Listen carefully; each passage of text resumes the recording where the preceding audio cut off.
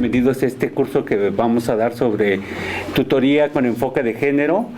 Y bueno, es un curso que pues el día de hoy hemos planeado debido a distintas información que hemos recopilado con base en los informes de práctica tutoría, donde pues a veces nos manifiestan, ¿no?, los distintos profesores tutores que pues existe también la necesidad, ¿no?, de que se atienda esa cuestión de género, ¿no?, de la equidad de género. Y es importante, ¿por qué? Porque pues algunos de nuestros alumnos pues se enfrentan a situaciones en las cuales pues es necesario atenderlo, y de tal manera pues que desde el CAE pues hemos tomado esta iniciativa junto con la unidad interna de género y equidad con la maestra Patricia, y entonces junto con la maestra Luz María se ha estado trabajando en colaboración para realizar este curso. Sí, buenas tardes, soy Luz María Ramírez Ábrego, responsable del Centro de Atención a Estudiantes. Pues sean bienvenidas y bienvenidos todos a este curso, y es un primer acercamiento a reflexionar en torno a la tutoría.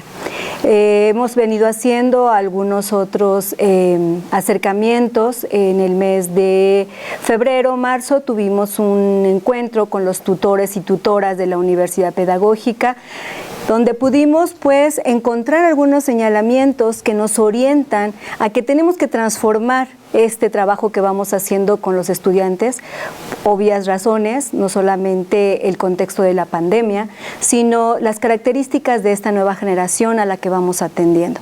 Y es en ese marco que la situación de la unidad de género tiene un compromiso muy grande con la Universidad Pedagógica, ¿no? Y es por eso que unimos esfuerzos para empezar a reflexionar de manera conjunta en torno a lo que es la tutoría.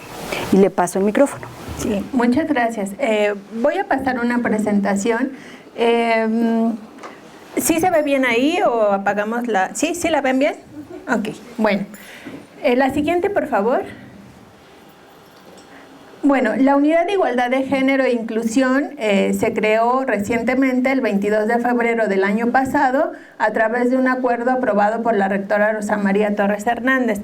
Antes de este decreto se hacían ya distintas acciones en materia de igualdad, pero no existía como tal la Unidad de Igualdad. Entonces, es importante mencionar que en la UPN es una de las universidades pioneras en crear la Unidad de Igualdad de Género. Hay algunas otras universidades que la tienen, pero en 2022 este decreto hizo que existiera la Unidad de Igualdad de Género e Inclusión en la UPN. La siguiente, por favor. Ahora, ¿cuál es la función que tenemos en la Unidad de Igualdad? La tarea que tenemos es generar acciones para consolidar la igualdad entre mujeres y hombres, consolidar también espacios libres de violencias, así como la inclusión y la no discriminación. Es decir, desde la Unidad de Igualdad nosotros estamos coordinando todas esas acciones en estos, la siguiente por favor, en estos tres temas que son muy importantes y que están vinculados, que es el tema de igualdad, el tema de la violencia de género y el tema de la no discriminación. Entonces, todas nuestras acciones desde la Unidad de Igualdad están vinculadas con estos tres temas. La siguiente, por favor. Y trabajamos tanto con el personal administrativo, el personal docente y el estudiantado. Tenemos distintas acciones con estas tres áreas de toda la UPN. Tenemos un programa anual de trabajo en la WIGI, que estamos vinculadas con estas tres, en los tres temas anteriores, con estas tres áreas. La siguiente. Ahora, el día de hoy estamos aquí para hablar del derecho a la igualdad y vamos a ir vinculándolo con los otros dos temas. La siguiente, por favor. El derecho a la igualdad está instituido normativamente en diferentes instrumentos, tanto nacionales como internacionales. Aquí les puse nada más dos para no saturarles, pero es muy importante que sepan que el derecho a la igualdad está en la Constitución Política de los Estados Unidos Mexicanos. En el artículo 3 se habla del respeto irrestricto de la dignidad de las personas con un enfoque de derechos humanos y de igualdad en el tema de la educación. El artículo 4 nos dice que el varón y la mujer son iguales ante la ley Y de ahí se desprenden distintas normativas. Por ejemplo, tenemos la Ley General para la Igualdad entre Mujeres y Hombres, en el que nos dice que las mujeres y hombres tienen el derecho de acceder con las mismas posibilidades y oportunidades al uso, control y beneficio de bienes, servicios y recursos. Y también nos dice que la igualdad entre mujeres y hombres implica la eliminación de toda forma de discriminación por pertenecer a cualquier sexo. Ya más adelante vamos a hablar particularmente del término de sexo y género y cuál es la diferencia para poder entenderlo de mejor manera. Estos son solo 2 instrumentos, pero también hay instrumentos internacionales que nos obligan como institución a incluir la perspectiva de género y el tema de igualdad. La siguiente, por favor. Ahora, aquí está algo importante que estos términos nos van a ayudar a entender las siguientes láminas, y son 2 conceptos que generalmente se confunden pero que no son lo mismo. El sexo tiene que ver con un conjunto de diferencias biológicas, anatómicas y fisiológicas de los seres humanos que nos definen como hombres y mujeres. Es decir, no hay otra posibilidad también, o sea, el sexo siempre tiene que ver con hombres o mujeres, pero hay personas que fisiológicamente o biológicamente tienen los 2 órganos, tanto el de mujer como órganos sexuales de hombre y de mujer, y son las personas que se llaman intersexuales. Entonces, básicamente estaríamos hablando de hombres, de mujeres, y en el caso de estas personas que tienen ambos sexos serían intersexuales. Ahora, el género. El género es una construcción social que tiene la función básica de diferenciar a mujeres y hombres con criterios distintos que los biológicos, es decir, es lo que se espera en la sociedad de las mujeres y de los hombres, cómo tenemos que vestirnos, cómo tenemos que comportarnos. Estas son expectativas que la sociedad tiene sobre hombres y mujeres. Entonces, esta es la diferencia. El sexo tiene que ver con condiciones biológicas y fisiológicas, y el género es simplemente una construcción social sobre las expectativas que se tiene, cómo debemos comportarnos, cómo debemos de ser, a qué debemos dedicarnos, etc. La siguiente, por favor. Ahora, para entender un poco el tema del género, que es lo que vamos a estar viendo durante la sesión del día de hoy, yo les traje aquí un par de ejemplos sobre el tema de género, que nos lleva a su vez a los estereotipos de género.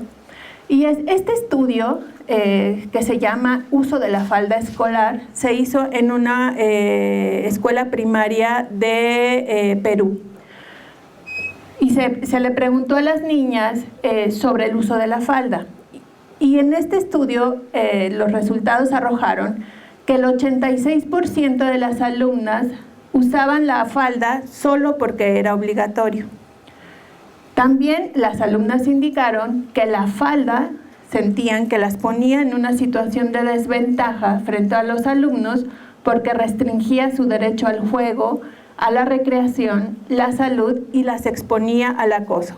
Particularmente hablaban, por ejemplo, las alumnas que estaban en salones que estaban en la parte superior, decían que ya hasta era costumbre que los niños se sentaran abajo de las escaleras para ver cómo ellas subían y les veían la ropa interior, ¿no? Entonces, eso decía, también la falda las limitaba para saltar, trepar, correr y agacharse libremente porque quedaban expuestas a algunas partes de su cuerpo. A mí me pasa, por ejemplo, yo tengo una hija y cada que la llevo al parque tiene que llevar o falda, o short o pantalón, porque no hay otra manera de que ella disfrute los juegos si la llevo con falda. Bueno, pues estamos todo el tiempo ahí a la expectativa de que no se le vea la ropa, ¿no? Entonces tiene que ver con estos estereotipos que nos dicen que las mujeres tenemos que usar falda. Y luego el ejemplo de abajo, este grupo de niños son de Suecia y estaban en una comunidad en donde hacía bastante calor. Ahí en el estudio dice, en el reportaje, que estaban como a 39 grados. Y entonces ellos solicitaron a a las directoras, eran mujeres, a las directoras que pudieran llevar short a la escuela porque tenía mucho calor. Entonces la directora lo que les dijo fue, no, aquí solamente hay dos posibilidades, hay pantalones y falda, o sea, no pueden venir de short. Y pues ellos decidieron ir de falda, ¿no? Porque no respetaban esta decisión de ellos de, pues no quiero venir con pantalón porque me da mucho calor. Entonces, estamos hablando aquí de estereotipos de género, que ahorita los vamos a definir, que están limitando nuestro derecho a elegir, ¿no? En este caso, yo no quiero usar falda, pero me obligan a usar falda, o yo no quiero usar pantalón y pues me están obligando, y si la única opción que tengo es usar falda, pues vamos a usar falda. No están reconociendo estos estereotipos, la diversidad, y están excluyendo y discriminando. ¿Qué son los estereotipos de género? Estas son las ideas, ya lo veíamos en las diapositivas pasadas, son ideas, cualidades y expectativas que la sociedad atribuye a mujeres y hombres. Son representaciones simbólicas de lo que mujeres y hombres deberían ser y sentir. En la imagen de la izquierda, pues yo me imagino que puede ser una asamblea en donde se están decidiendo, una asamblea comunitaria donde se están decidiendo cosas importantes, ¿no? Y entonces a estas generalmente pues acuden los hombres, porque los hombres son los que tienen el poder de decidir, de opinar sobre los temas importantes de la comunidad. Y en la imagen de la derecha, bueno, pues están las mujeres con las tareas que generalmente se asignan, que es a cocinar, ¿no? Yo en alguno de mis trabajos me tocó ir a hacer un diagnóstico comunitario y donde se tenía que decidir a dónde se iba a poner una carretera, ¿no? Iban a pavimentar de la comunidad hacia el pueblo más cercano una carretera, y entonces a los hombres se les preguntaba hacia dónde querían esa carretera, y decían, bueno, pues la carretera tiene que ir de la comunidad hacia el pueblo, porque nosotros vamos generalmente ahí a hacer nuestros trámites, a ver cosas importantes. Y cuando les preguntaron a las mujeres, decían, no, el camino más importante es el que lleva hacia la escuela, ¿no? A nosotras nos sirve porque para ir a la escuela nosotros tenemos que bajar, caminar por los cerros, y si nos pavimentan una calle o una avenida que nos lleva a la escuela, pues va a facilitar mucho nuestra ruta. Y por supuesto, pues cuando se fueron a la asamblea, quien acabó decidiendo fueron los varones, ¿no? Porque para ellos era más importante la carretera que tenía que ir del pueblo hacia el pueblo más cercano. Entonces esas son políticas públicas sin perspectiva de género, ¿no? Porque no están considerando las necesidades diferenciadas de hombres y mujeres. La siguiente, por favor. Ahora, aquí hay, por ejemplo, unas imágenes muy, pues que las vemos cotidianamente sobre estos estereotipos de género. La primera, por ejemplo, dice, mira, te quedó muy bien el arroz, ya te puedes casar y hasta tener hijitos. ¿Cuántas veces hemos escuchado que nos dicen así, o a lo mejor nosotras mismas también, ¿no? Hemos dicho, si ya sabes cocinar, ya estás lista para casarte, sin saber si me quiero casar, si no me quiero casar, o tener hijos o hijas. La de en medio dice, ¿y tú no trabajas? ¿Nomás eres ama de casa? ¿No? Ese es otro estereotipo de que nosotras como mujeres no trabajamos, o sea que el trabajo no remunerado no es trabajo, ¿no? Y la última dice, sírvele a tu hermano más tecito, atiéndelo. ¿Cuántas veces no jugamos a eso, ¿no? A ser mamás, o en la propia casa también de lava la ropa de tu hermano, atiende a tu papá. O sea, son todas estas circunstancias que nos están haciendo reproducir estas expectativas que la sociedad tiene como para nosotras y para los varones también. La siguiente, por favor. Vamos a ver un videíto sobre esto que estamos hablando. Es muy cortito, pero se los queremos enseñar, porque a veces creo que la sensibilización nos llega más por los ojos. Entonces, es un video muy chiquito, por favor. Me parece increíble que esté sucediendo esto. La impotencia. Que tiene que cambiar, ¿no?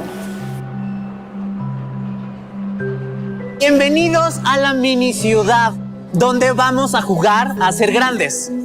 ¿Quién quiere ser piloto? Científico. A ver, levanta su mano. ¿Quién quiere ser juez? Tú no puedes ser juez, porque eres niña.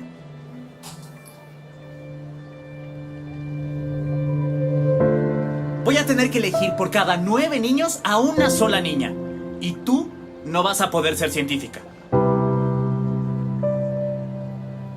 Solo los niños pueden ser pilotos. Las niñas no. Señorita Zapata, por favor, venga. Le toca servir porque es mujer. ¿Se esforzaron en hacer las galletas? Sí. Aquí está su paga. Aquí está su paga, la mitad.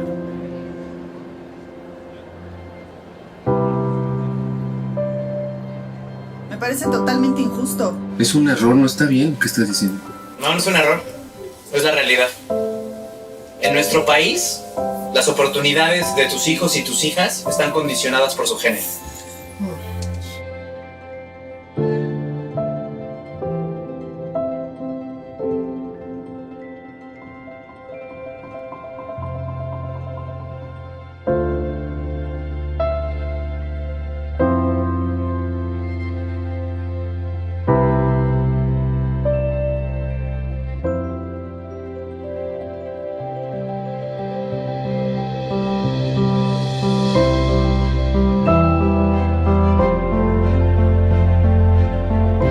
Muchas gracias.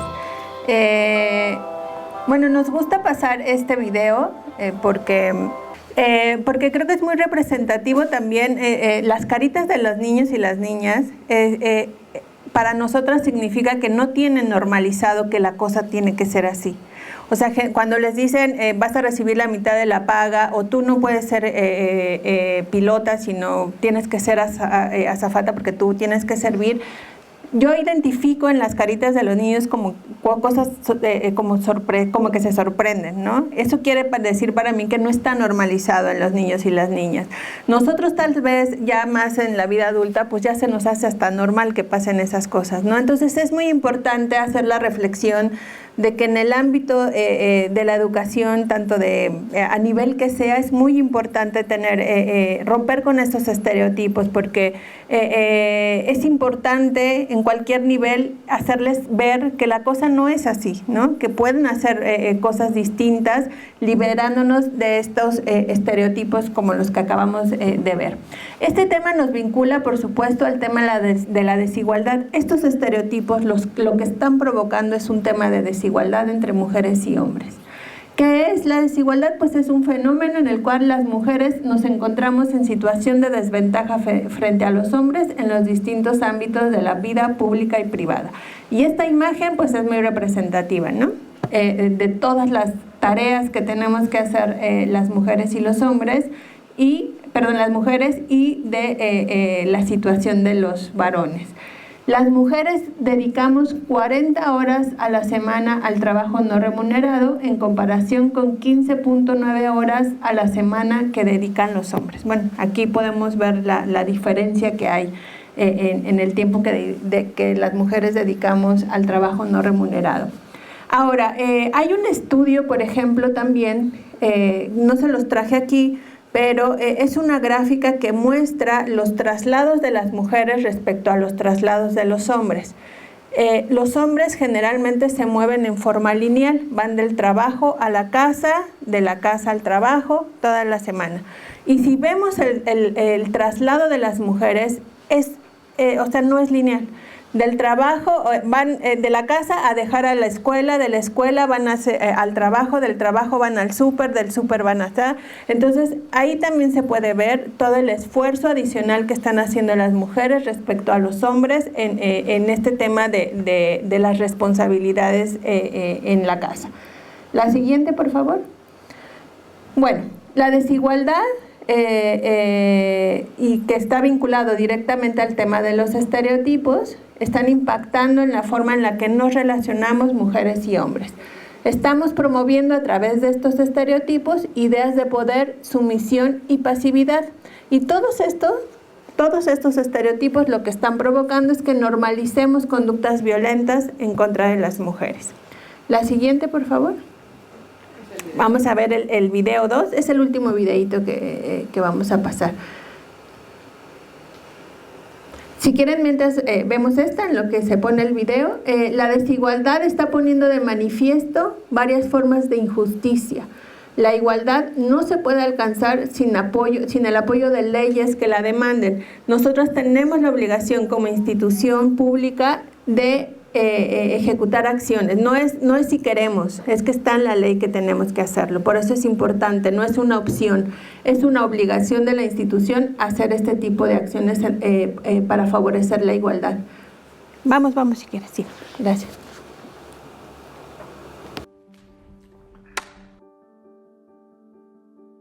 Hi, Erin. Hi. Okay, so I'm going to just give you some actions to do. And just do the first thing that comes to mind. Show me what it looks like to run like a girl. My hair. Oh, God.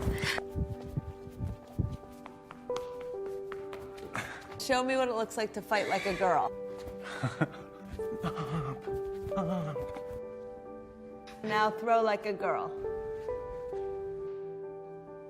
Aw. My name is Dakota, and I'm 10 years old. Show me what it looks like to run like a girl. Throw like a girl. Fight like a girl. What does it mean to you when I say run like a girl? It means run fast as you can. So do you think you just insulted your sister? No. I mean, yeah, insulted girls, but not my sister. Is like a girl a good thing? Actually, don't know if it's a bad thing or a good thing. It sounds like a bad thing. It sounds like you're trying to humiliate someone.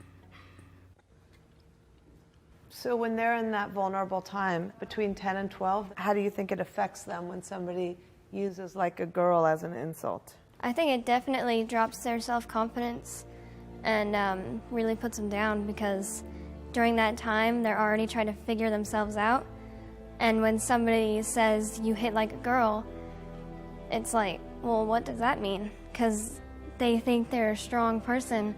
It's kind of like telling them that they're weak and they're not as good as them. And what advice do you have to young girls who are told they run like a girl, kick like a girl, hit like a girl, swing like a girl? Keep doing it, because it's working. If somebody else says that running like a girl or kicking like a girl or shooting like a girl is something that you shouldn't be doing, that's their problem. Because if you're still scoring and you're still getting to the ball on time and you're still being first, you're doing it right. Doesn't matter what they say. I mean, yes, I kick like a girl and I swim like a girl and I walk like a girl and I wake up in the morning like a girl because I am a girl. And that is not something that I should be ashamed of. So I'm going to do it anyway. That's what they should do. If I asked you to run like a girl now, would you do it differently? I would run like myself. Would you like a chance to redo it? Yeah.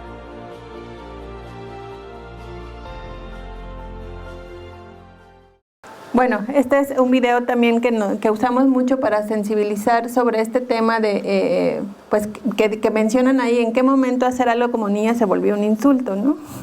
Entonces es muy importante hacer este tipo de reflexiones y saber que para lograr la igualdad, ese no es un tema solo de mujeres, ¿no? No se trata de mujerismos, como dicen. Es un trabajo que hay que hacer entre hombres y mujeres para lograr la igualdad. Esa sí, la siguiente, por favor. Ahora,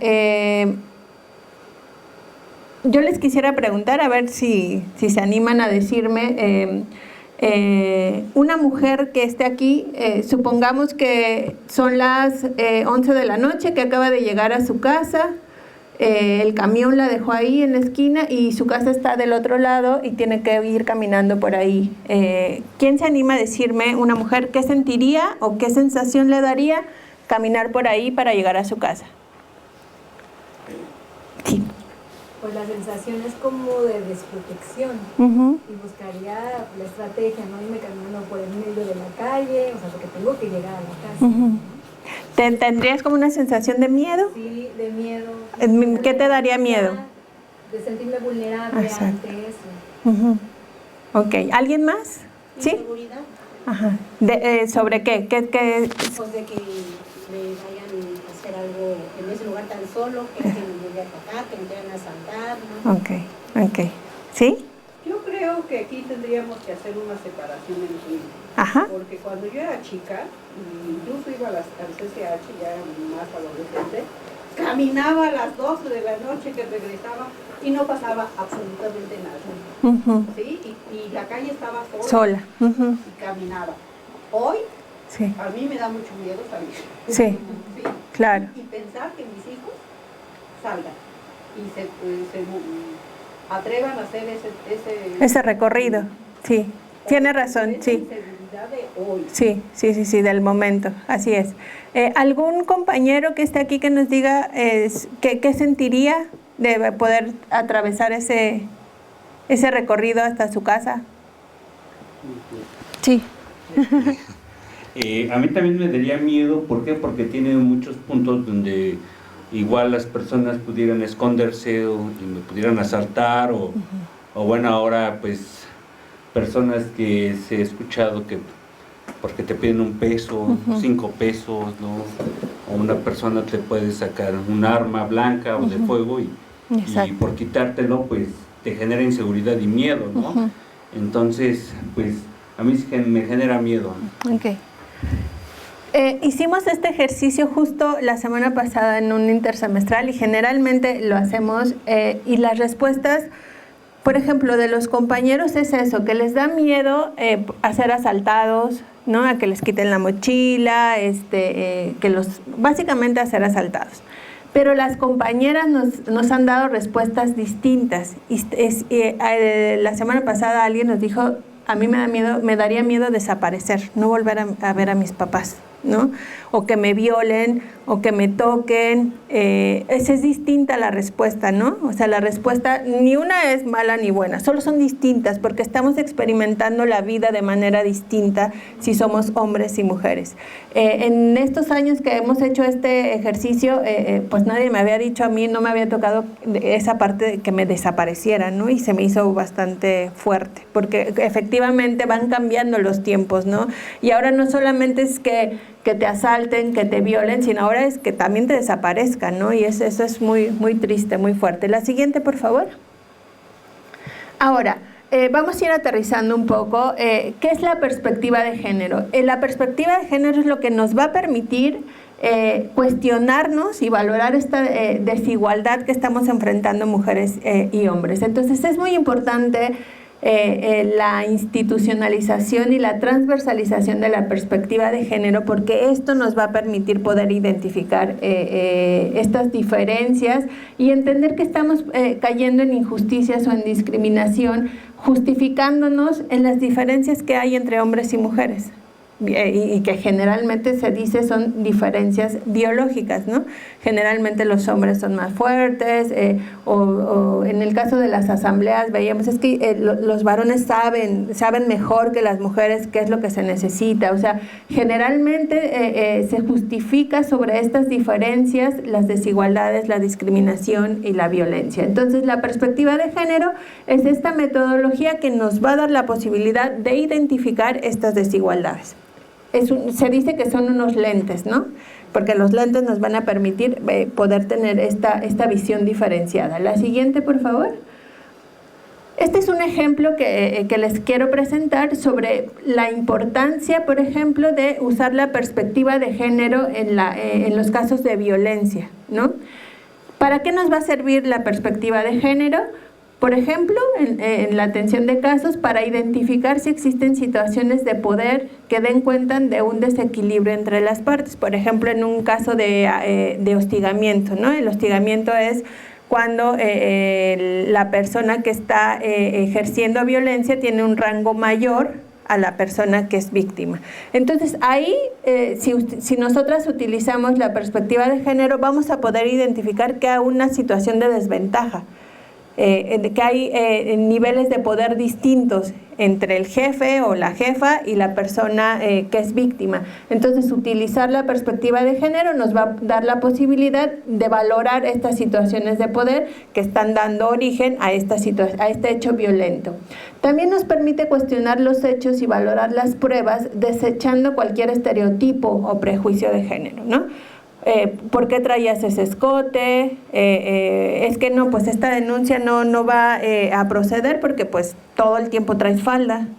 Y entonces, ¿para qué? Tú estás provocando que te estén pasando este tipo de cosas, ¿no?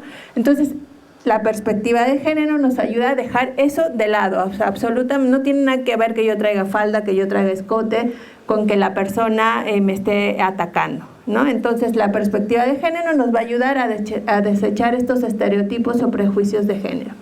También nos va a servir a ordenar las pruebas necesarias para visibilizar la situación de violencia por razones de género. Hay muchos tipos de violencia, pero hay unos particularmente que tienen que ver con la cuestión de género, que pues no nos va a dar tiempo de verla aquí, pero sería importante poder tener una sesión después, particularmente para hablar sobre el tema de violencia, que es muy importante también.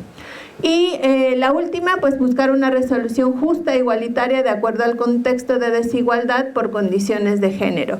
Hay muchas situaciones que hacen a la persona víctima más vulnerable, ¿no? Entonces la perspectiva de género nos va a ayudar a identificar estas, a diferencia, por ejemplo, el tema de un feminicidio. La perspectiva de género es muy importante para poder determinar si fue un homicidio por razones de género, o sea, un feminicidio, o no tuvo que ver nada que la persona, la víctima haya sido mujer, ¿no? Entonces, esta herramienta es muy importante. La siguiente, por favor. Este es un ejemplo que les quería mostrar sobre algún otro tema. Y aquí le traigo 4 formas de promover la perspectiva de género en la educación. Hay varias, pero yo solamente elegí estas 4. Por ejemplo, a través de los programas de estudio, textos, materiales didácticos, exentos de sesgos, que promuevan relaciones justas y equitativas entre mujeres y hombres.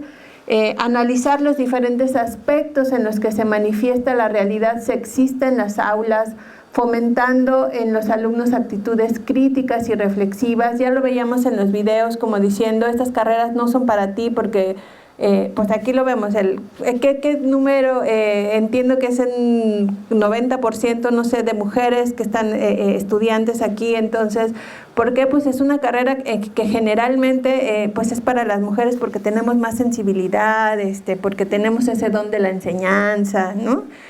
Y si vamos a escuelas de ingeniería, pues vamos a ver que se voltea totalmente, ¿no? ¿Por qué? Porque pues los hombres son los que generalmente son más racionales, menos emocionales.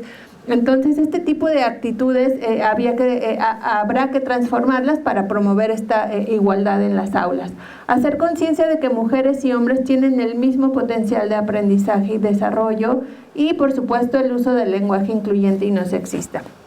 Nosotras desde la Unidad de Igualdad de Género estamos haciendo una guía chiquita sobre el lenguaje incluyente y no sexista. Ya hay mujeres, el Instituto Nacional de las Mujeres tiene una está digital, pero nosotros estamos haciendo una más chiquita para que la consulten sobre terminología que se usa pues generalmente aquí en la universidad.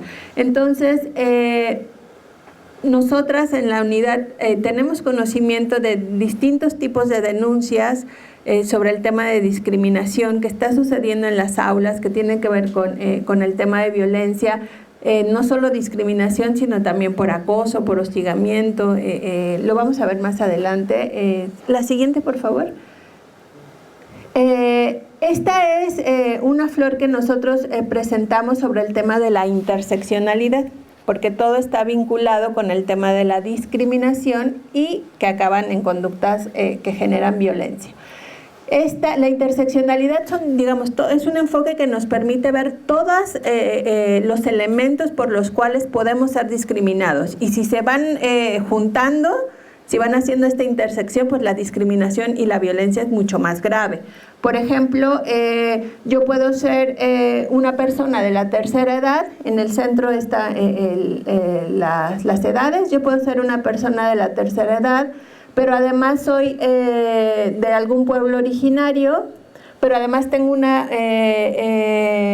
una incapacidad, pero además, una discapacidad, perdón, pero además soy lesbiana, pero además, y entonces acaba siendo toda esta cosa entre más tengamos este tipo, se van sumando estos elementos, pues somos más vulnerables a ser discriminadas y discriminados. Entonces es importante, todo lo que está afuera, bueno, pues ya son las cuestiones en las que acaba toda esta interseccionalidad que tienen que ver con transfobia, discriminación por discapacidad, racismo, clasismo. Acaba de salir algunos resultados de la encuesta de discriminación, que es muy interesante todo lo que está saliendo ahí, la discriminación por distintas cuestiones. Yo creo que es importante consultar esos datos porque los datos son los que nos van a dar registro de lo que está sucediendo en la realidad. La siguiente, por favor. Entonces, la desigualdad está íntimamente vinculada porque promueve la discriminación y promueve la violencia.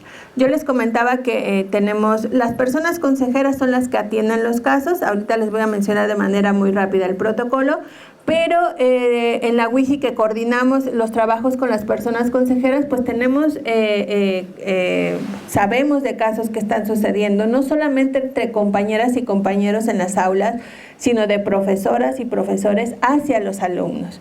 Esta violencia docente que existe en las aulas. Entonces, y también temas de violencia sexual, ¿no? Hostigamiento, acoso entre compañeras y compañeros, y también el tema del bullying, ¿no? O sea, la violencia es un abanico de posibilidades que desafortunadamente pues se da en la convivencia aquí dentro de la universidad, y para lo cual pues tenemos un protocolo que atiende particularmente, ahorita lo vamos a ver, el tema de violencia sexual y el de discriminación, pero hay un montón de violencias que se quedan fuera, sobre las cuales tenemos el reto de poder generar una ruta para la atención de este tipo de violencias.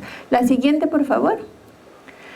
Aquí de manera muy rápida les presento el porcentaje de población por grupos seleccionados que declaró en 2022 haber sido discriminada en los últimos 12 meses. La mayor parte de la población fue de la diversidad sexual y de género, tenemos un 37.3 en 2022. Después le sigue las personas afrodescendientes, que no estaban incluidas en 2017, ya se incluyeron en 2022. Y bueno, pues está también las trabajadoras del hogar, las personas con algún tipo de discapacidad, adolescentes y jóvenes. Entonces yo les invito a que puedan consultar estos resultados, que son de verdad muy, nos dan una radiografía. A veces pensamos que no pasa, ¿no? Pero ya si nos ponemos a reflexionar, todos los días estamos vulnerables a ser discriminadas y discriminados. La siguiente, por favor. Estas son algunas de la ENDIRE, algunos datos de violencia en el ámbito escolar por tipo de violencia. Aquí podemos ver que la prevalencia de la violencia contra las mujeres de 15 años y más, según el tipo de violencia en 2021, la mayor parte fue reportada como violencia física, después seguida de la violencia sexual y después de la violencia física. La siguiente, por favor. Esta es la última del tema de las estadísticas, y aquí vemos quiénes son las personas agresoras en el ámbito escolar que están ejerciendo violencia. Y pues resulta que el 49% señaló que la principal persona agresora fue un compañero de la escuela, seguida de un maestro, ¿no? Y es maestro de sexo masculino, porque sí, también estaba la opción de maestra, que la vemos acá, a diferencia, tenemos un 21% que dijo maestro, y maestra es únicamente 4.1, ¿no? Entonces, pues aquí podemos ver quiénes están siendo las personas agresoras en el ámbito escolar, y bueno, pues la urgencia de tener protocolos y acciones preventivas para que esto deje de suceder. La siguiente, por favor. Pues nada más para ir cerrando, pues comentarles que sin duda los actos de discriminación, los estereotipos de género, el tema de la violencia, de todas las violencias que se ejercen, no solamente contra las mujeres, también contra los varones, tiene afectaciones emocionales, cognitivas, físicas, conductuales. Entonces, la siguiente, por favor. Tenemos aquí en la UPN un protocolo, hay un protocolo federal que aplica para todas las instituciones de la Administración Pública Federal, pero este protocolo tenía un inconveniente para poder aplicarlo aquí en la UPN porque no consideraba a las y los estudiantes, ¿no? Los hechos que se dan entre estudiantes, solamente a las personas servidoras públicas.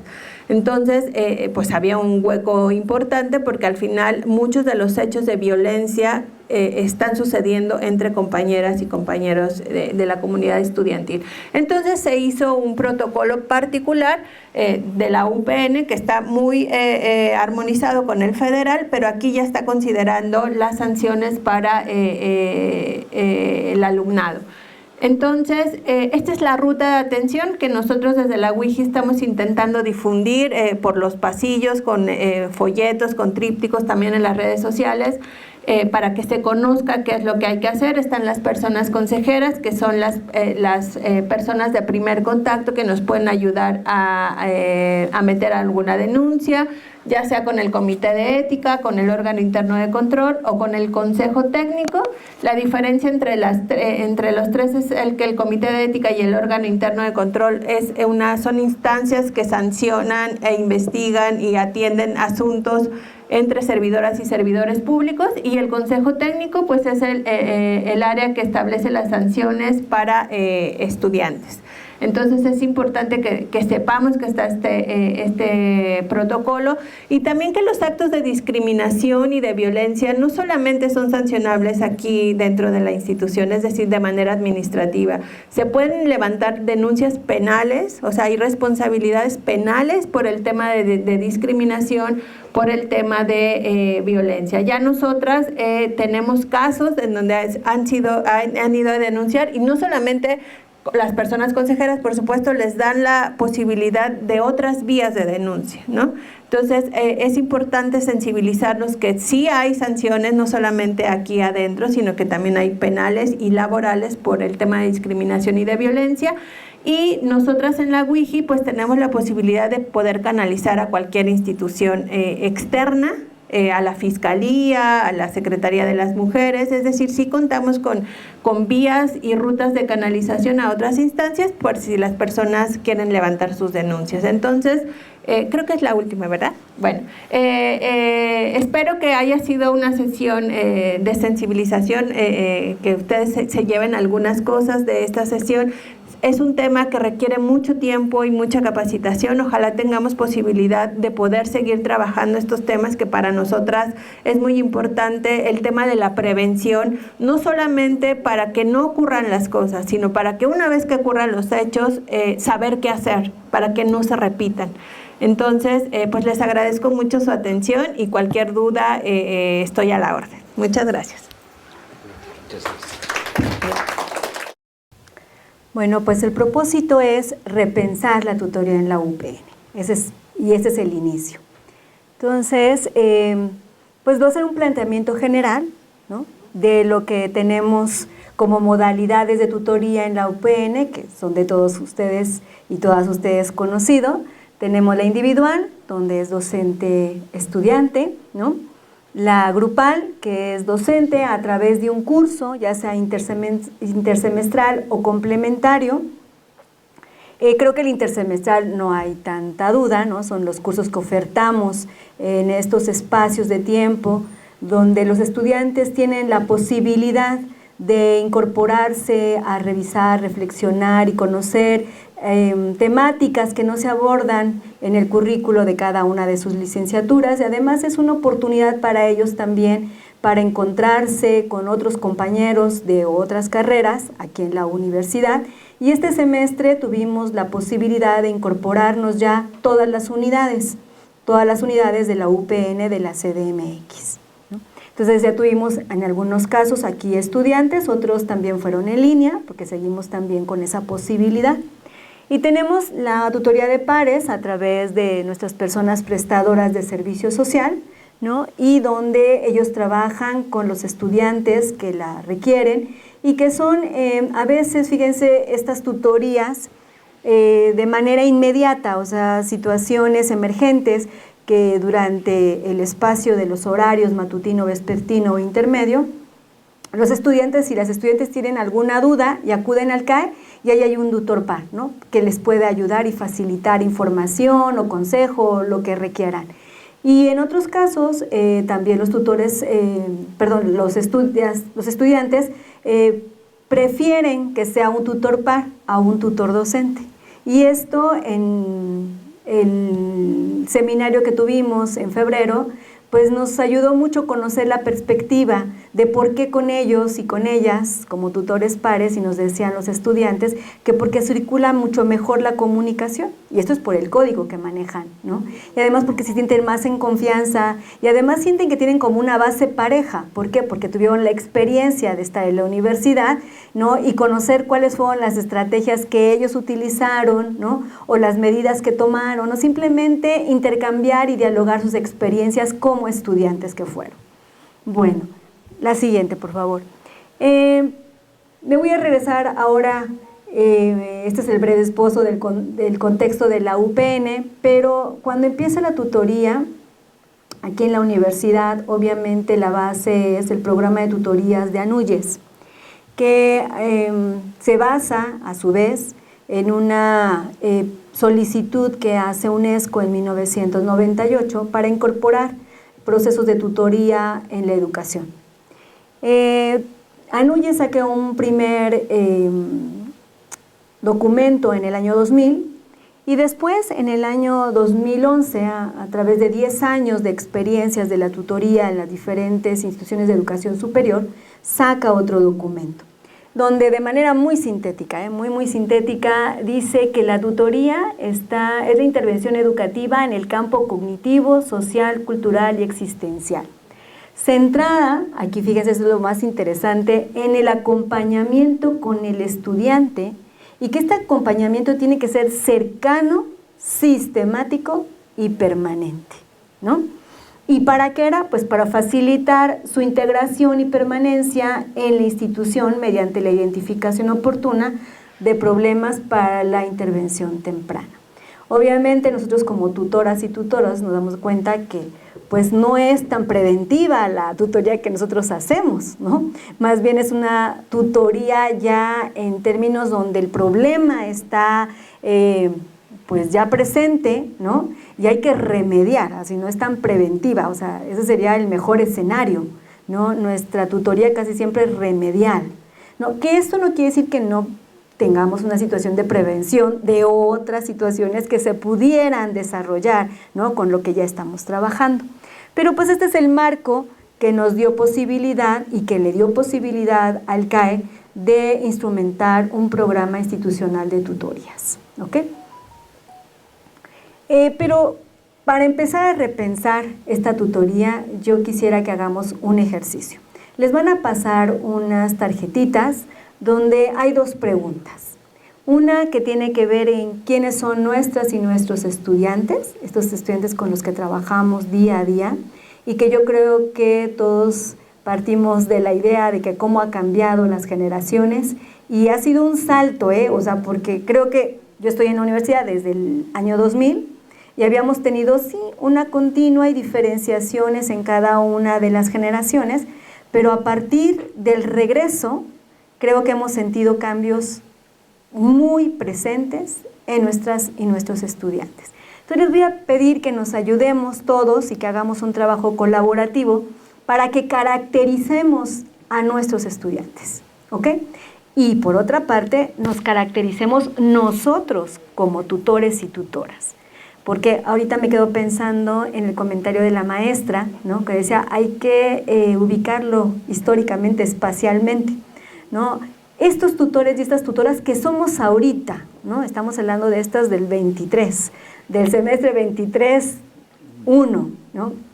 ¿Cuál es nuestra característica? Pueden incorporar ahí lo que ustedes quieran, ¿no?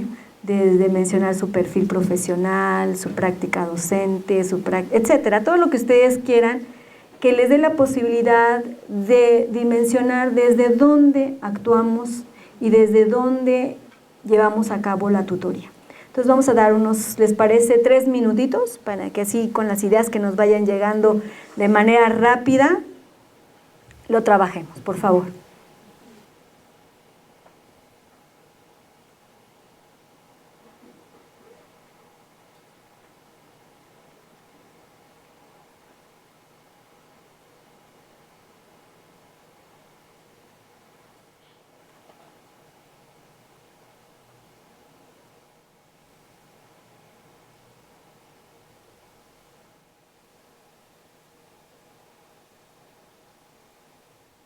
Les voy a ir pasando el micrófono para que vayamos compartiendo esto que escribimos, ¿ok? Y nos vayamos escuchando sobre todo. Son mujeres y hombres indígenas de algunos de los 68 pueblos originarios o jóvenes que se ascriben como herederos de una cultura y lengua indígena, que llegan a esta universidad con limitaciones, quizás igual que otros estudiantes de otras licenciaturas, pero llegan con el deseo de estudiar y lograr titularse. Como profesora, como tutora, soy una profesora sensible que apoya a lo largo de su formación inicial.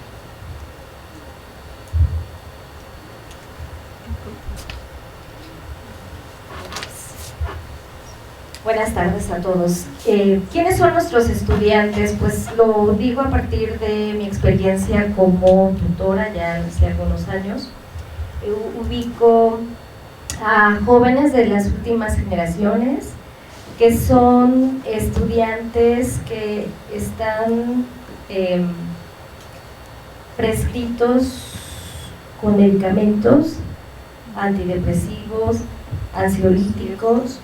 Esto lo digo con todo respeto y cuidado, pero cada vez está siendo más presente esta situación y como tutores y como parte de la comunidad de esta universidad tenemos que pues estar conscientes de esto y ser muy cuidadosos respecto a las dosis que toman y a los medicamentos que toman, porque pues creo que hasta ahorita no hemos tenido como ninguna sorpresa o alguna emergencia, ¿no?, por esta condición, pero habría que ser cuidadosos. Me refiero a que pues no vaya a darse una sobredosis o algo, ¿no? Tal vez nos falta también más formación, y aquí entraría la parte de quién soy como tutora. Pues reconozco que soy una tutora que necesito tener mayor conocimiento acerca de cómo abordar, cómo trabajar, cómo orientar a estos jóvenes, pero también a los jóvenes, sobre todo las chicas que son madres a muy temprana edad. O sea, a veces a mí me sorprende estudiantes, ¿no?, que me dicen: es que no pude venir a la clase, o tantas clases no he venido porque mis hijos o mi hija ha estado enferma. Entonces también tenemos a estudiantes que son mamás solteras, muy jóvenes. Creo que estas son dos características de quiénes son los estudiantes que tenemos en la UPN y que tenemos en tutorías. Gracias. Bueno, mi nombre es Enrique Reyes, de la unidad 094, Centro Histórico, y nuestros estudiantes son jóvenes egresados de prepa y otros profesores en servicio. Tienen condiciones, la gran mayoría de ellos, de vulnerabilidad económica, cultural, y también algo que caracteriza a la mayoría es el interés por cambiar su vida. Aceptan sus dificultades académicas, muchos de ellos, y también hay el interés por elaborar planes para atenderlas, para resolverlas. Y también muchos de ellos enfrentan dificultades emocionales. ¿Quién soy yo como tutora o tutor? Pues trato de escuchar, trato de generar un ambiente seguro para que ellos puedan revisarse, observarse y revisar su vida y cómo esto lo vinculan a su desarrollo profesional. Entonces, siento que mi papel como tutor es brindar un ambiente alternativo para que amplíen opciones de reconocerse y autodefinirse. Pues a mí el comentario que hace Cristina me deja como muy fría, ¿no? Porque sí, comparto con ella, cada vez tenemos más estudiantes que están caracterizándose por necesitar acompañamiento y escucha. Antes venían porque se habían peleado con su novio y entonces querían dejar la universidad porque la vida no valía nada. Y ya. Ahora la vida realmente no vale nada porque tienen serios problemas familiares, serios problemas de los contextos donde viven. Y de pronto, un poco esto que dice, ¿no? Cada vez tenemos gente más medicada, ¿no? Víctima de violencia, estudiantes que viven en su casa violencia, pero que cuando los escuchamos, de pronto te espejeas y dices, ay, eso me resuena cerca, me está resonando muy cerca. Y entonces te das cuenta que estás atendiendo una condición de vulnerabilidad, de violencia, a partir de tu propia violencia, o de ser violentado.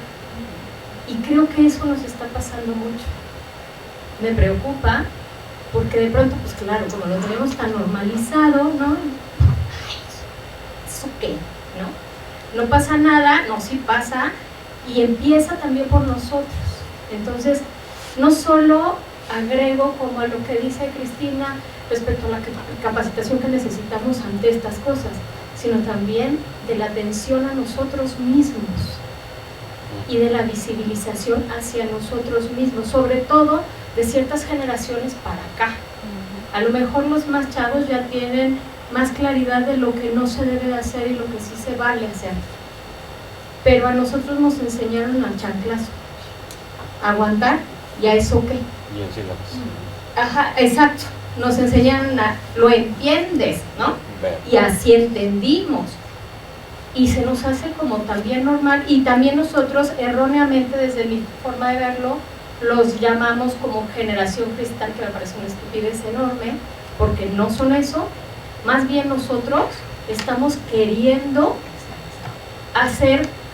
justificar de alguna manera que nosotros somos más fuertes porque nos forjaron a golpes, ¿no? Y creo que también tenemos que tener atención en eso, porque estamos atendiendo a otros, pero esos otros también necesitan ese cuidado que nosotros también requerimos. Y creo que con eso sumo, ¿no?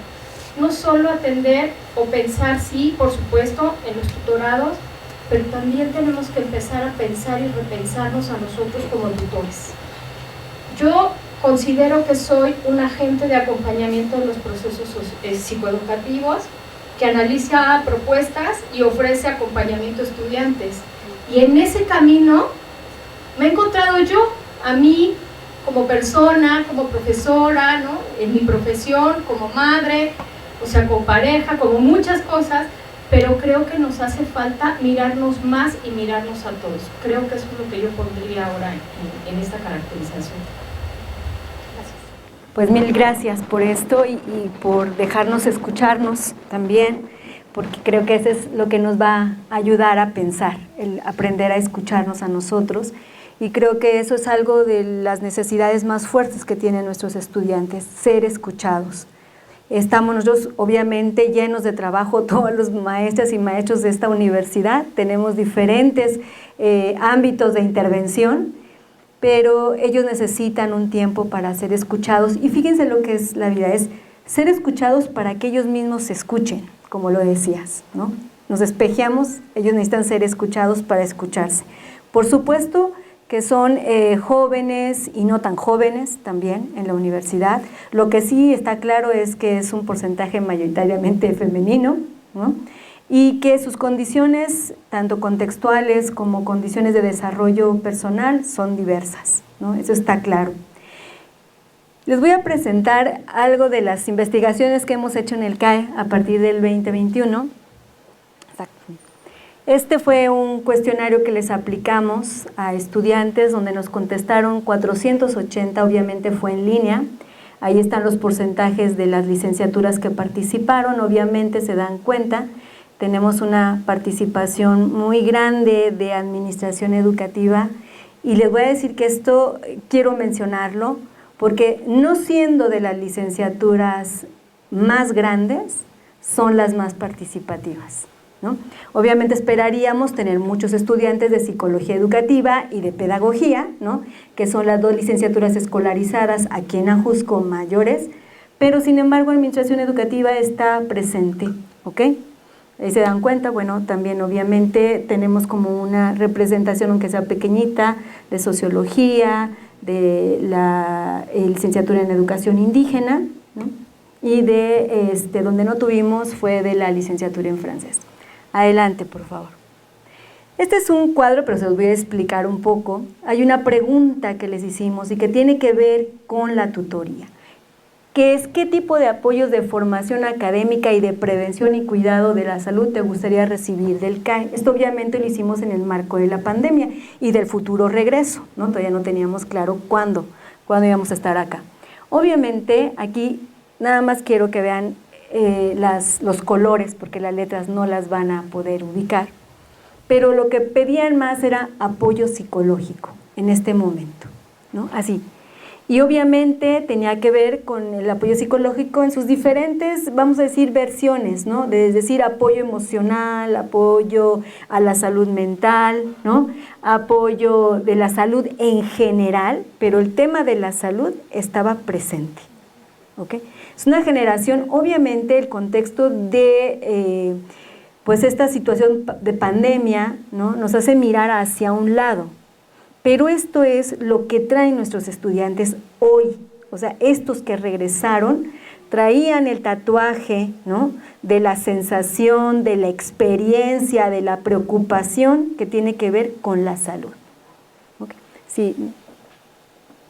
Ok, ya para hacer la reflexión y cerrar un poco este primer momento, este documento de la NUYES que les digo que es del 2011, donde recoge esta experiencia de 10 años de tutoría en las instituciones de educación superior, llega a la conclusión de que corresponde a la comunidad universitaria hacer y definir su propio concepto de tutoría, ¿no? Llegan a eso y dicen, no vamos a dar un concepto de tutoría, vamos a dar ciertas directrices, ciertas líneas, pero realmente el trabajo lo tienen que hacer dentro de cada una de las instituciones. ¿Por qué?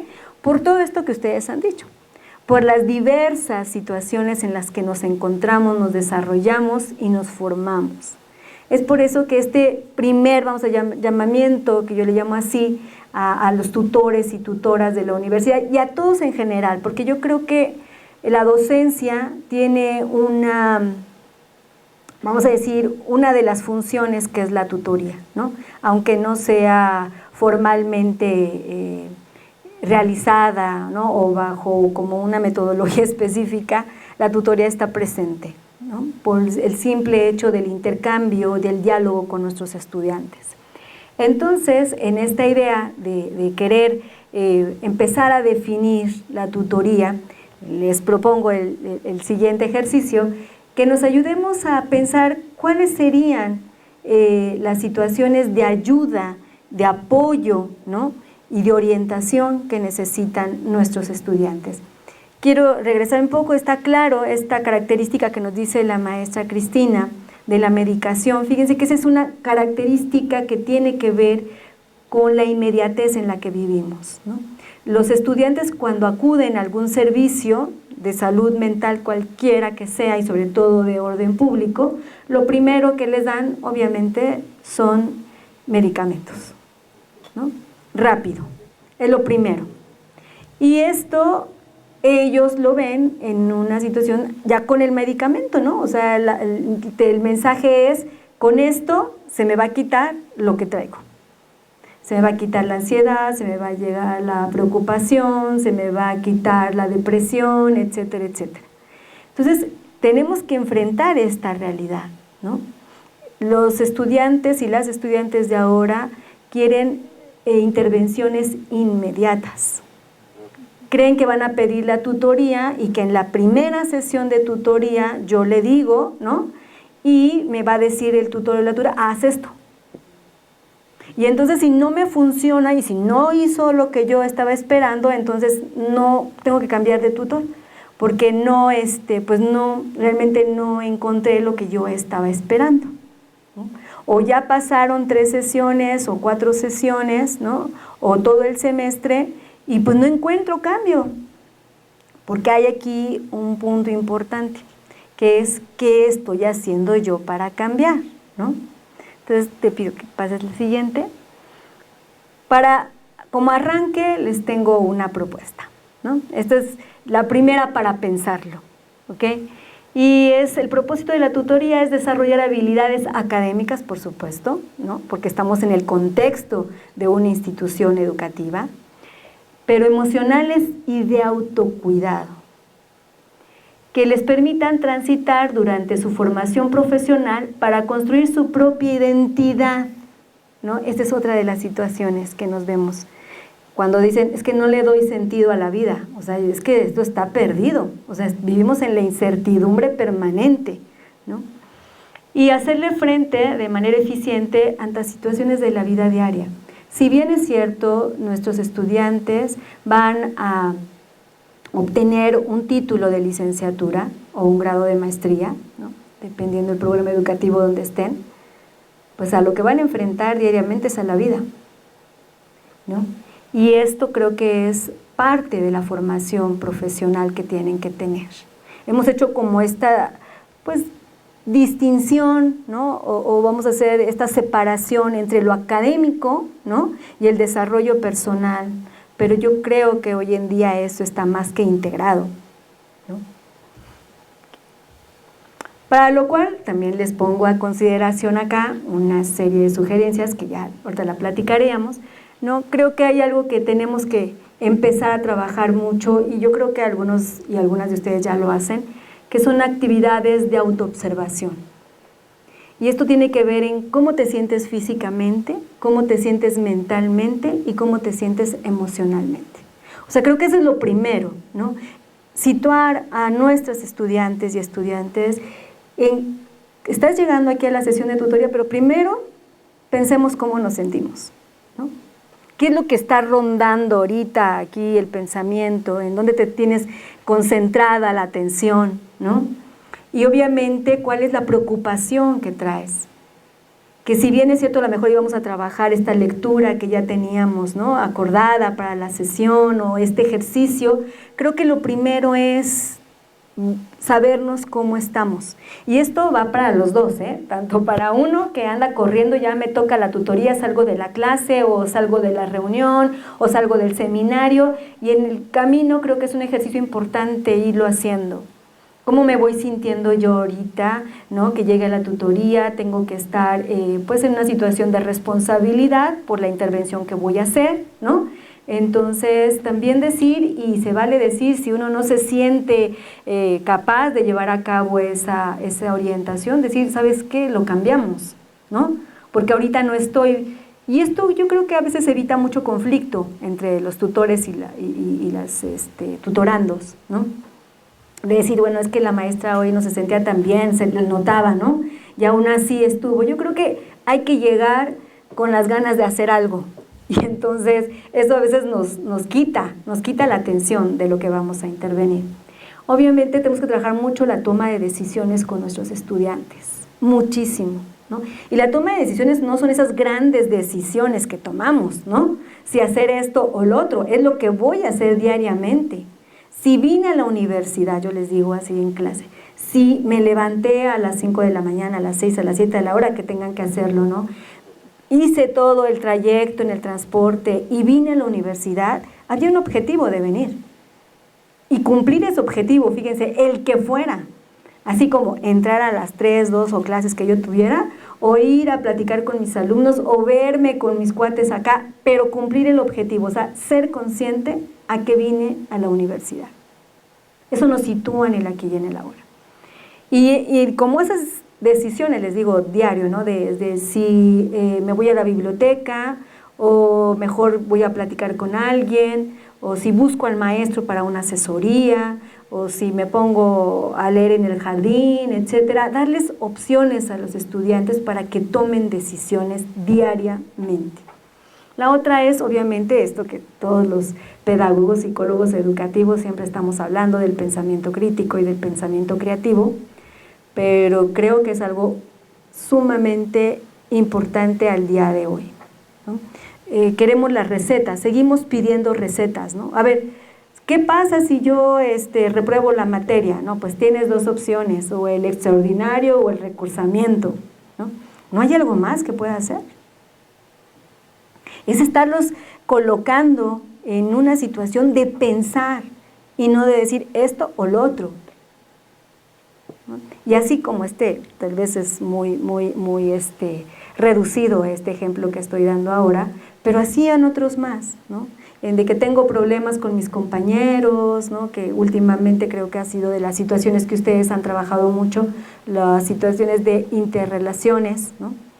Entre el grupo y entre los amigos y con los maestros y todo, cómo a veces no sabemos comunicar lo que queremos, e incluso comunicamos erróneamente, ¿no? Y entonces los mensajes llegan pues de manera deficientes. Entonces esto tiene que ver, ¿qué hago yo para poder desarrollarles un pensamiento creativo a los estudiantes? Obviamente, esto está de la salud acá, el manejo de tensiones y de estrés, y yo creo que hay que empezar por nosotros mismos, ¿no? De cómo utilizar ejercicios corporales. Afortunadamente en la universidad, no solamente el espacio en el que estamos nos da posibilidad de hacerlo, ¿no? Desde una caminadita por los jardines, o alrededor de la universidad, donde pones en movimiento el cuerpo, desde acudir a las actividades deportivas que tenemos o culturales también que tenemos.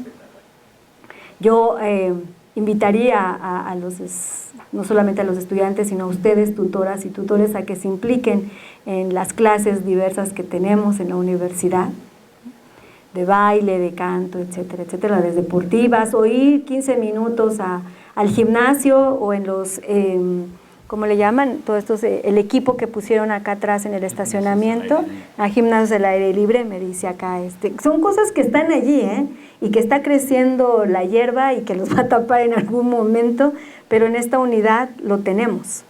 Ya los compañeros, ¿no? En otras unidades no tenemos todas esas posibilidades que tienen acá en Ajusco, y que están desiertas, déjenme decirles.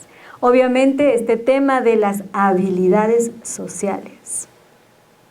Cuando regresamos en el 2021, cuando empezamos a regresar en el 2021-2, las personas que trabajan en el fotocopiado, en el comedor, en la cafetería y que prestan un servicio en la biblioteca, empezaron a llegar quejas de los estudiantes que no sabían pedir las cosas, sino que llegaban exigiendo, ¿no? Y si no se les cumplía, entonces la famosísima frase de, a ver, ¿dónde es el jefe o quién es el encargado para hablar con él, ¿no? Bueno, en el CAE llegaron a decirnos así, ¿no? Bueno, ¿quién es la encargada de aquí? O sea, yo tengo que hablar porque esto me lo tienen que resolver ahorita. Con esa situación llegamos, y esa es parte de las características de nuestros estudiantes, y no es crítica, es una realidad. Si están haciendo eso, es por algo, ¿no? Los sociólogos educativos creo que nos podrían ayudar a encontrar qué es lo que está pasando ahora, que hay una exigencia en todo, ¿no? Y obviamente, pues a lo que nos dedicamos en la universidad, que es la parte académica, que son toda esta situación de habilidades para el aprendizaje. Y habilidades tan básicas como el de observar. Y me regreso a la primera que les coloqué aquí. Observar. Si no nos sabemos observar a nosotros mismos, ¿no? Y ahí identificar algo, la realidad va a ser más complicada observarla, ¿no? Entonces, empezar desde esta observación propia para llegar a lo externo. Cosa que se puede, o sea, se puede ser muy observador de lo de afuera, por supuesto que sí. Pero no hay como saberse distinguir para distinguir en el otro. ¿Qué? Entonces, no sé si hasta aquí hay alguna opinión, algún comentario, maestro, adelante. Falta un trabajo, desde mi punto de vista, de historicidad. Las primeras tutorías en el país se daban en los años 60, 70 en las secundarias y eran tutorías en forma. Aquí en la universidad, no es comercial, pero el cuerpo académico que yo tengo las hacía mucho antes de llegar al CAE. Y nosotros inauguramos un servicio que es diferente a la tutoría y que yo pediría que siguiera siendo diferente. ¿Por qué? Por su característica. Se llama APCUM. Es atención, apoyo psicológico a la comunidad universitaria. La psicoterapia se divide en 3 niveles de intervención. El primero es el de apoyo. Y en el de apoyo nosotros tenemos todavía la encomienda de participar extramuros e intramuros. Y en intramuros el APCU atendía a docentes, trabajadores administrativos de confianza y de base y alumnado. Ahora, en esta época actual, y desde 2007, 2008, 2009 hasta 2011, se definió que era el CAE, de hecho nosotros asesoramos al CAE, que fuera el CAE el que se dedicara a esto junto con nosotros, pero solamente estaba atendiendo a estudiantes. Trabajadores académicos que tuvieran una bronca, un problema, no. La secretaria académica de ese entonces, esta Aurora, dijo: contrato un psicólogo, Alejandro. Le dije: excelente. Se arrepintió a los 2 segundos. Dijo: no, mejor no, porque me precipité. Yo creo que sí es importante que tengamos un servicio de atención psicológica, la comunidad de trabajadoras, de trabajadores. Es importantísimo que apoyes al apoyador, que tutores al que tutora. Eso se dio incluso al principio. Yo tomé un curso de tutorías en la década pasada, lo tomé con Héctor Reyes y José Juárez, Josecito Juárez. Yo tomé el curso. Entonces es muy importante, pero el servicio debe ser diferente. Apoyar psicológicamente, tanto como a la gente que apoya, que recibe a los casos en la unidad de género, debe de ser gente muy especializada. No puede ser gente que tomó un curso de 6 meses. Debe de ser gente que sepa, que sabemos, por ejemplo, los que nos dedicamos a eso, de primeros auxilios psicológicos. Cómo sostener, cómo apoyar, y que sabemos qué hace un medicamento, qué hace otro medicamento. Por ejemplo, sabemos muy bien la diferencia entre un tricíclico y un atípico en los antidepresivos. Cómo recaptan la serotoninasa en el cuerpo blanco de la neurona. Bueno, el chiste está en que no causa dependencia física. Ese es el asunto. Sí lo sabemos, sí sabemos cuánto se le da y todo y demás. No podemos prescribirlo, pero sí tenemos una idea. Entonces, es importantísimo que pudiéramos tener un trabajo conjunto, CAE, CEPAED, en primera instancia, con Secretaría Académica, y lográsemos un servicio. En el caso de nosotros creo que está bastante avanzado, entre comillas, pero sí seguimos atendiendo, ustedes y nosotros. Pero en el caso de trabajadoras y trabajadores, que se retomase. Sería muy importante porque somos lo que hacemos. Los sindicatos, de hecho, estaban apadrinando eso, y eso se abandonó. Yo redacté las formas actuales de los sindicatos del cuadro de prestaciones que dice cómo atender el problema psíquico. Y le quitaron la parte ya ahorita actualmente de que tienen que contratar gente. Claro que tienen que contratar. Igual que contrataron al médico. Tenemos nutriólogo, pero ahora tenemos una psicóloga. Y eso es importantísimo. ¿Dónde está? Ahí está. Míralo. Ahí está. No el CAE. No el CAE. Estamos hablando de el servicio médico. El servicio médico. No. Porque ella está para atender al alumnado. O sea, eso es su labor fundamental. Es como si tú fuéramos contigo a arreglar un asunto sindical. Es que se cae. No, pues no, la maestra Luz María es para una función, no es para otra. Entonces es muy importante verlo. ¿Sí? Eso serían los comentarios que yo daría. Me gustó mucho la plática, está bastante buena. Yo agregaría, yo agregaría, para no repetir, estoy de acuerdo con lo que dijo Alejandro, y yo agregaría que nuestra función como tutores es en la parte de acompañamiento académico, principalmente, que sí se nos presentan estudiantes, como dijo Cristina, medicados, con problemas ya diagnosticados, que ya vienen de instituciones psiquiátricas, ¿no? Y que verdaderamente sí tienen problemas en su desempeño emocional, psicológico. Y yo en algunos casos los he mandado con la psicóloga, pero ella luego los canaliza a otro lado. ¿Por qué? Porque es una persona. Yo creo que necesitamos realmente hacer un buen equipo de psicólogos, ¿sí? No psiquiatras, porque los psiquiatras efectivamente, como lo dijiste Luz María, inmediatamente es la pastilla, ¿no? Y yo creo que muchos problemas también son más conductuales. Por lo tanto, yo creo que sí necesitamos un apoyo psicológico más completo. Es insuficiente una psicóloga, nada más. Pues sí, así es, esta primer intento de repensar la tutoría, vean cuántas cosas tenemos que ir integrando a la reflexión y poder armar otro encuentro entre nosotros, ¿no? Más sistemático, donde podamos irlas abordando, irlas construyendo o reconstruyendo, ¿no? Para poder tener pues ya un modelo de tutoría actual, ¿no? Que nos sirva, que nos funcione y que atienda y resuelva los problemas a los que nos enfrentamos. Y haciendo la integración, ahorita me gustaría que Pal también participara en esta conclusión.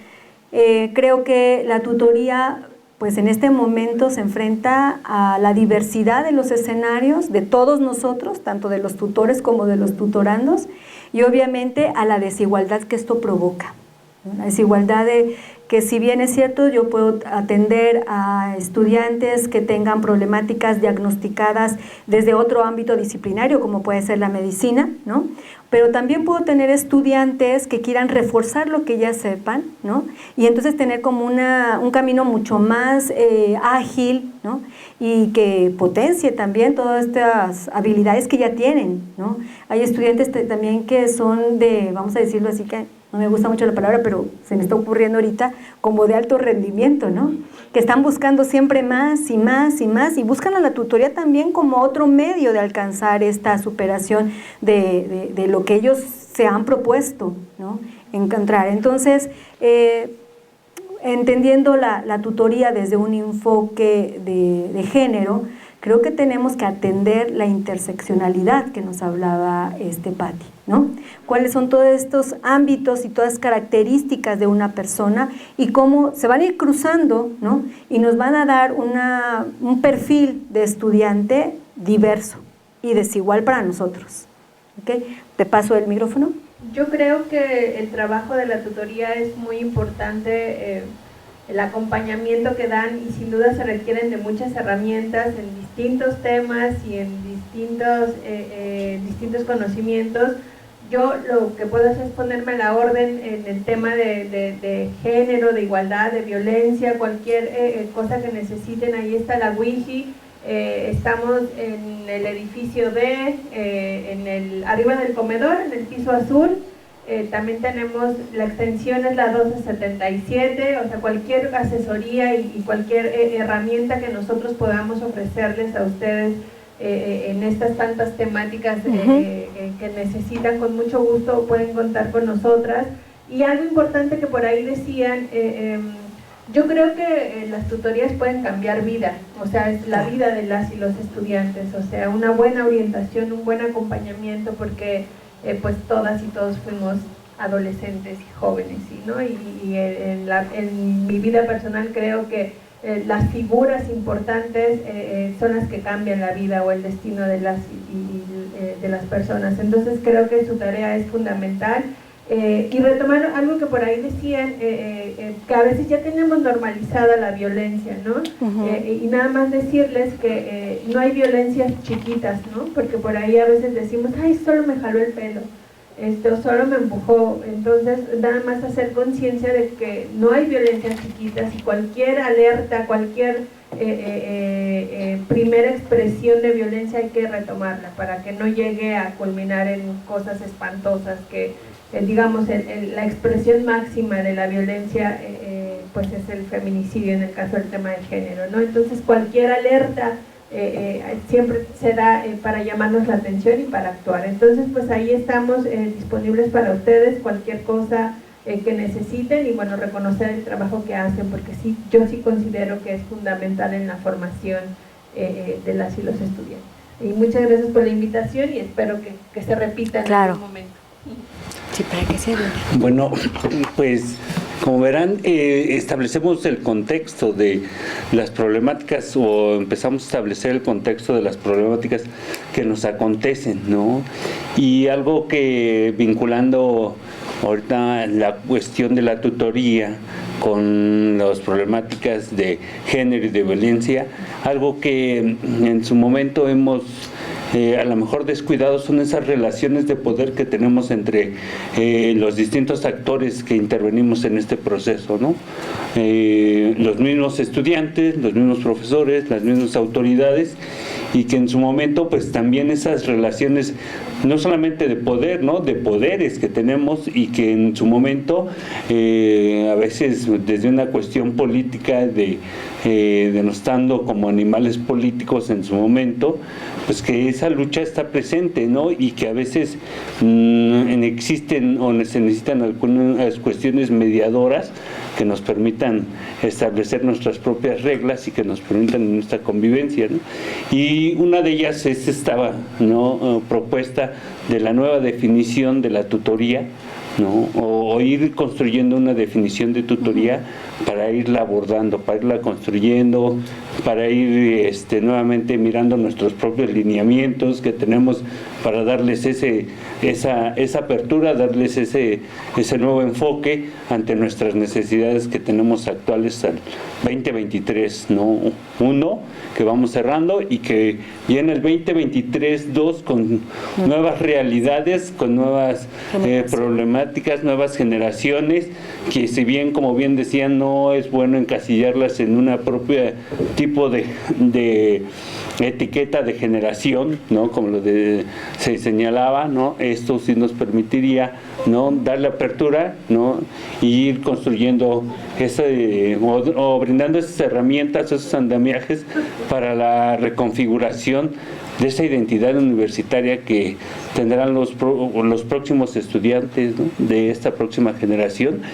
Y entonces que se vienen con esas problemáticas, nuestras propias problemáticas que tenemos internas, y que a su vez pues se le tiene que dar ese apoyo para la transición a su vida universitaria, ¿no?, esa incorporación a su vida institucional dentro de la universidad, que pues el objetivo es que concluyan sus procesos, ¿no?, su licenciatura y su formación, ¿no?, como profesionales de la educación, y que se enfrentarán con una dinámica tal vez quizá distinta a la que ellos traen, y que vivirán, si bien no nos da el proceso para el 2028, 2029, que será esta generación que se enfrente a una nueva generación distinta, ¿no? Entonces, como verán, pues sí tenemos un reto muy difícil, ¿no?, con distintas aristas, pero que bueno, la idea es que sigamos conversando y charlando. Y bueno, pues por nuestra parte sería todo. Les agradecemos que hayan asistido con nosotros, que nos hayan compartido cada una de sus opiniones, de sus puntos de vista. Gracias que está la maestra Patricia, gracias a la maestra Luz María, que también pues da la apertura a todos estos procesos, y que lo vamos aperturando para que nos sigamos nutriendo entre todos, ¿no? Y pues bueno, sin más, muchas gracias por su asistencia. Educar para transformar.